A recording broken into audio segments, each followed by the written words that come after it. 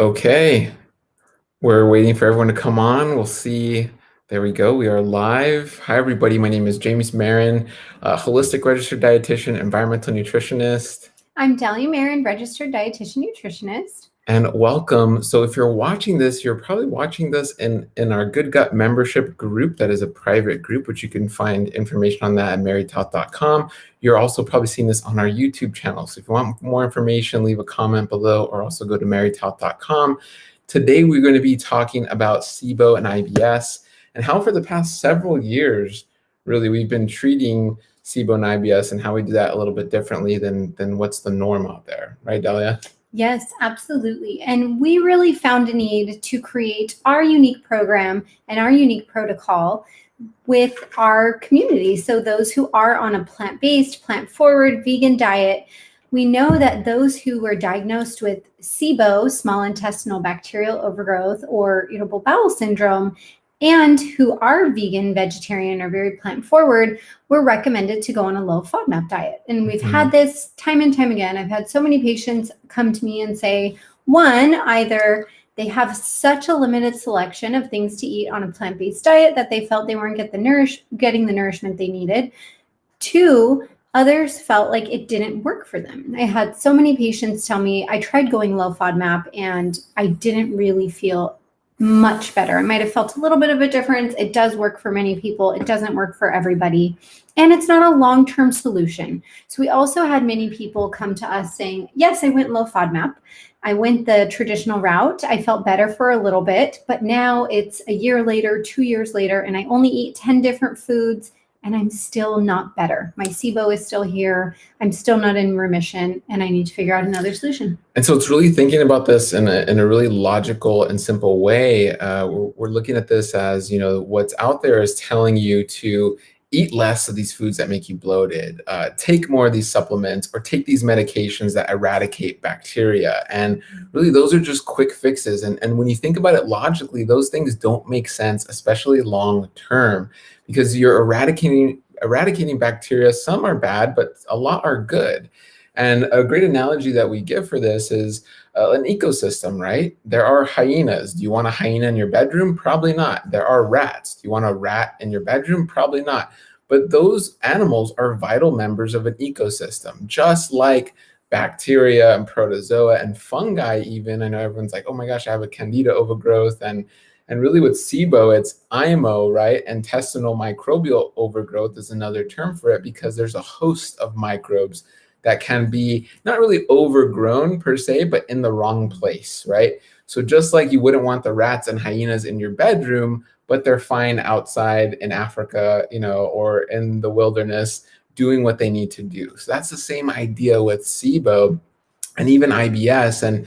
And just to clarify the two, not all IBS is SIBO, but all SIBO is IBS technically, right? So I even had to make sure I said that correctly, but I know it can get confusing with all the acronyms and things like that. But it's important to realize that in many recent studies, they showed upwards of 40% or more of IBS cases actually had SIBO as well, so small intestinal bacterial overgrowth. So it's important you understand, it's important you're working with a care team that gets to the root causes. And for those of you in the group, amazing, welcome. And you guys you're seeing this live, you get to ask your questions right now live. So we'll get to some of those questions. For those of you watch on YouTube, again, you can click and figure out how to maybe work with us or get into the group because we are here to support. We've realized that SIBO and IBS needs a lot of support. It's not just, here, take this pill. All right, bye. It's a lot more than that.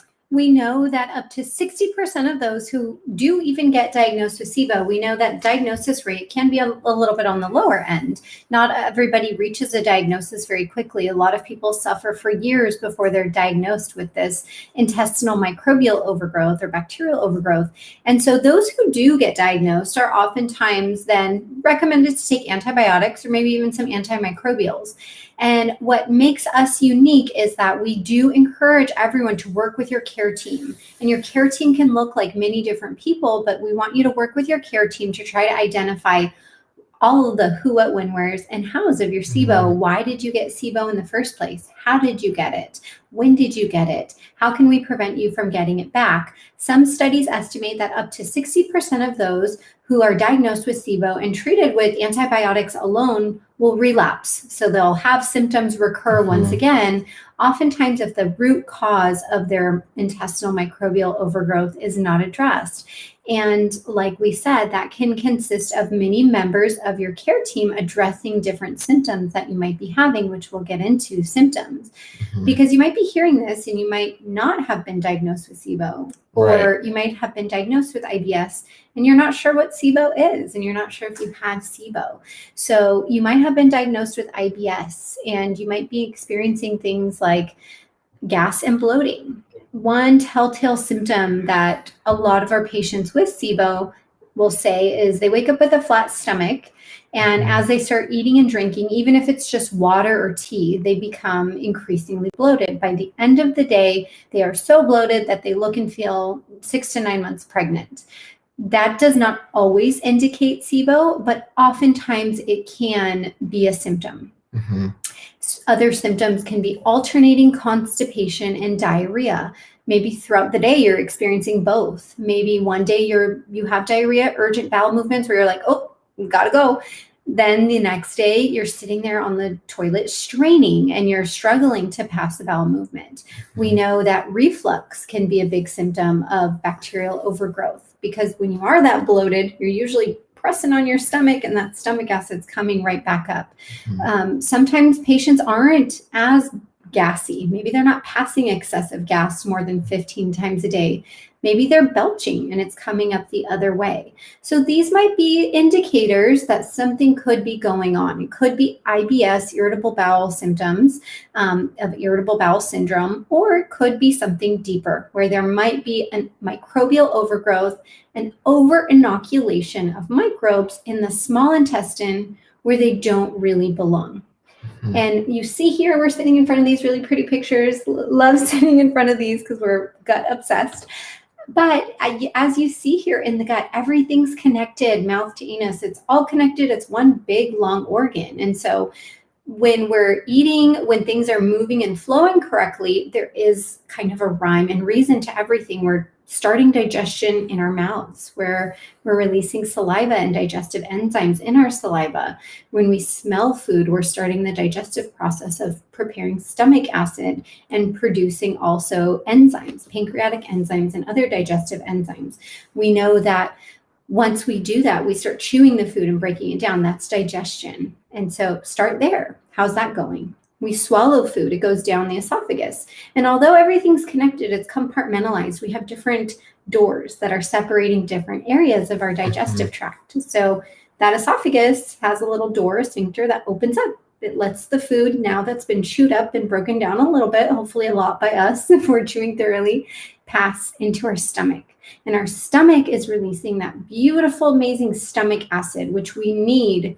And we really need to be breaking down our food correctly with stomach acid. And our stomach acid helps break down so many other things, right? Like bacteria, viruses. It's one of our first lines of defense in our immune system. So if you have been put on a proton pump inhibitor or an antacid for months and years, it's always important to kind of look into that a little bit more, work with your care team. Comment below if you've ever been on a PPI, proton pump inhibitor. I bet we'll get lots of comments. And oftentimes, you know, they can be indicated, they can be warranted, but I don't really think that long-term use is always the best solution if we can't figure out why. Can't figure out why you're having reflux. So working with your care team on that. We want that stomach acid. It breaks apart our food.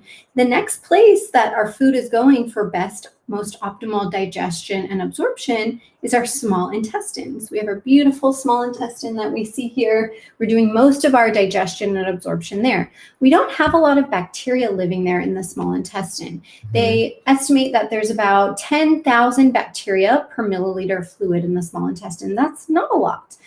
Whereas in the large intestine, the next little door, there's about 1 billion. And so we know there's a lot more bacteria, viruses, microbes. There's a lot more little guys living in the colon, the last leg.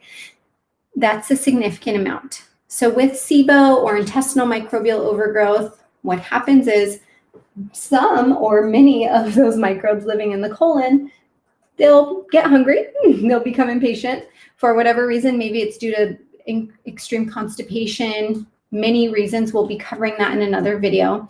They're migrating into the small bowel, the small intestine. And that's why people are feeling so gassy and bloated. Mm-hmm. They are a lot. There's a lot of microbes, right? Yes. And they are doing their right job in the wrong place. They're fermenters. So we have all these amazing microbes that are doing fermentation. They're practicing fermentation. That's supposed to happen in the colon, right? That's that last bit of digestion that we do. We ferment things to glean benefits. So we want them to do that. We just don't want them to do that in the small intestine, because when it's happening there, you're fermenting. And what happens when we ferment stuff? We produce gas. So if you're waking up flat stomach, but you start eating and drinking super gassy and bloated, and by the end of the day, you feel like a balloon that's about to pop. I have my patients tell me these exact things every day. So that could be an indication that something's going on. Could be some type of microbial overgrowth. And so the big question is, what do you do? Like, how do we treat this? You know, what the heck do I do with these bacteria or fungi or other microbes that shouldn't be where they are? How do we get them back where they should be? What's going on? And so the quick answer to that is working with a care team that can help you understand these root causes, because just like a tree, there's not just one perfect root and that's all the root. You know, that's all it is to a tree, right? You see a tree and there's multiple roots. There's a network. There's a network. So in a separate video, we're going to get deeper, like Dahlia mentioned, into that network of all these different root causes and what can be going on. So it's important. And many times, I mean, in our experience working with patients, our patients suffering with SIBO and or IBS have multiple specialists on their team, because there is, you know, a multifactorial approach needed to get to that root. But one of the big ones, and why we're here, why we're talking to all, what we specialize in is nutrition.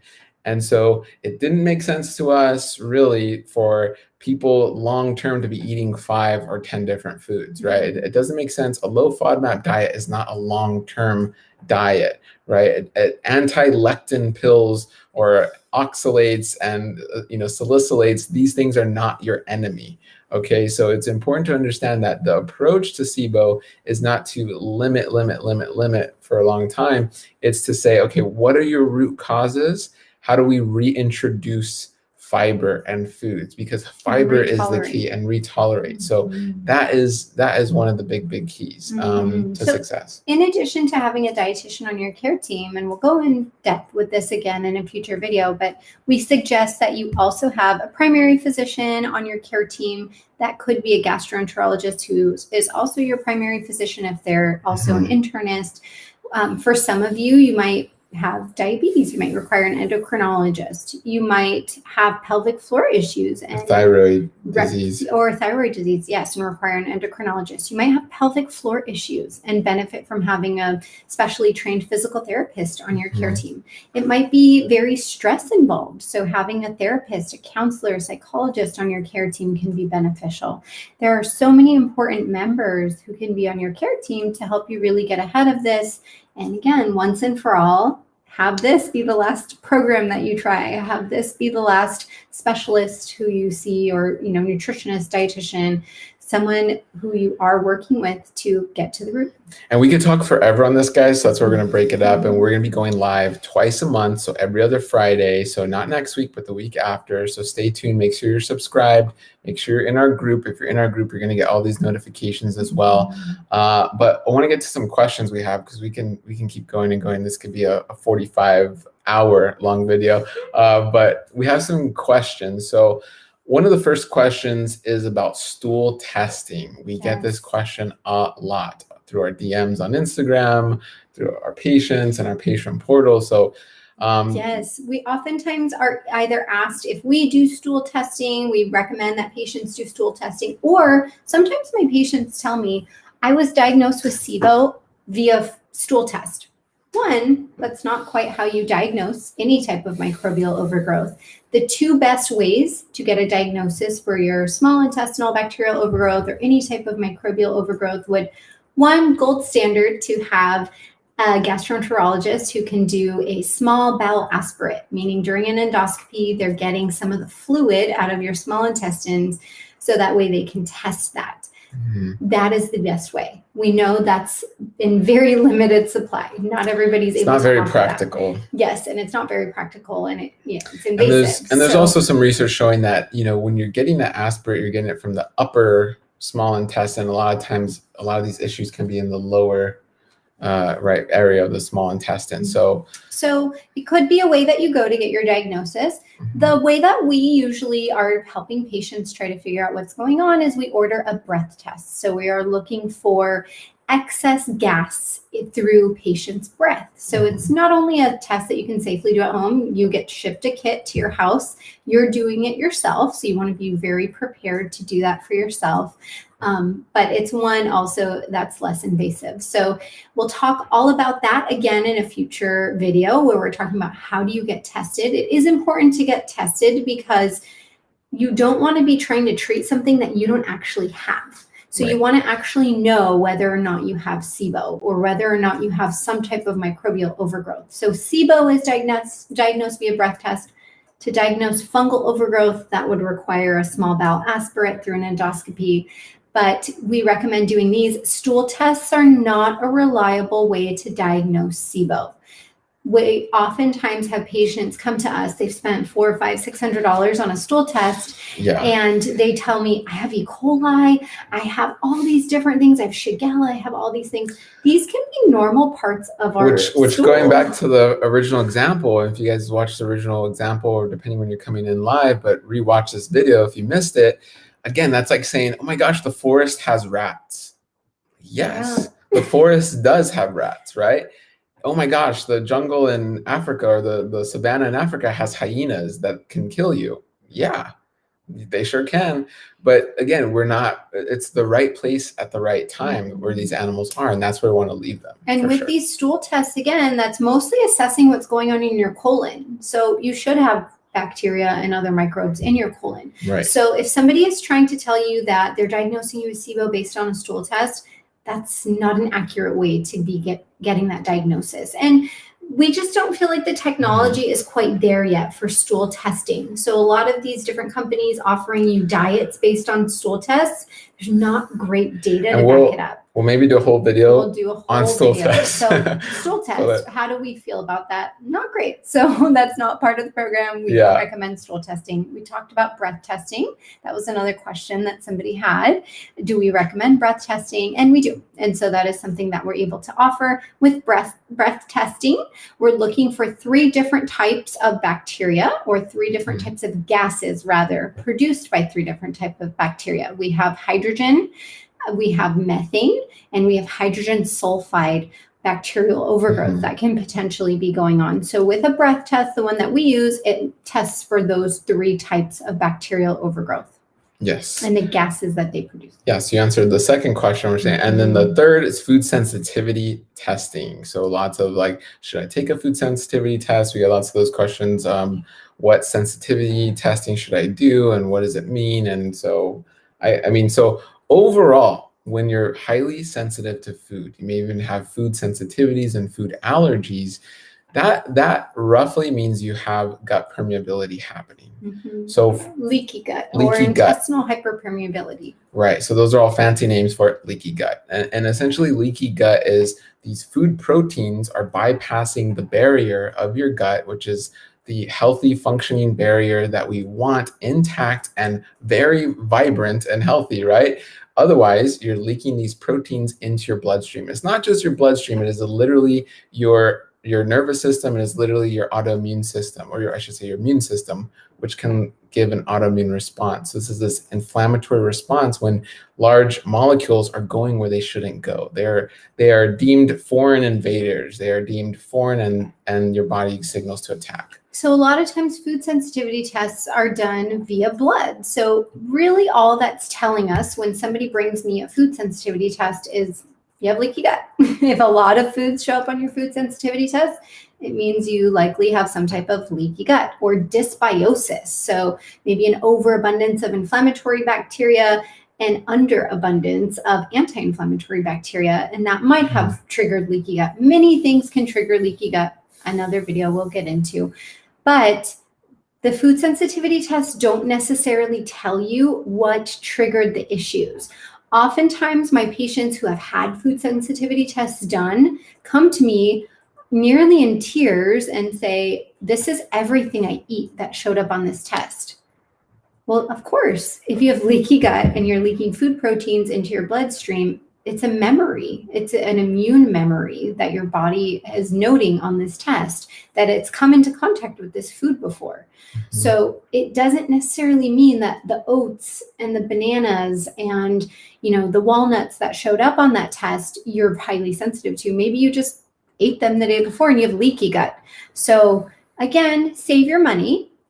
I don't really often recommend food sensitivity tests. It's very rare that we will run these tests. We can order stool tests, we can order food sensitivity tests, but we help our patients identify where their time, their effort, their funds are going to be best spent, because we've seen them take people down an unhealthy place where then they say, okay, then I can only eat these 8 things and this is all I'm going to eat.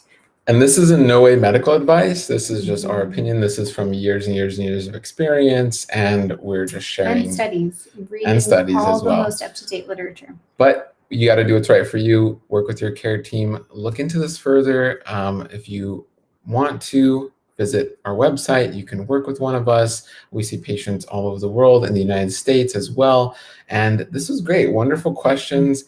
We love speaking and talking with all of you, and we're so glad you made it today. Tune in 2 weeks on Friday at 4:30 p.m. Pacific Standard Time. We'll be back live on another topic that has to deal with your gut health, and most likely SIBO, IBS, the gut microbiome, all that good stuff having to do with gut health. So thank you all so much. We will be talking to you soon. Again, my name is James Marin, Holistic Registered Dietitian. I'm Dahlia Marin, Registered Dietitian, and we are grateful to be part of this journey, and we hope that this is the healing end of it. Bye, everybody. Bye. See you next time.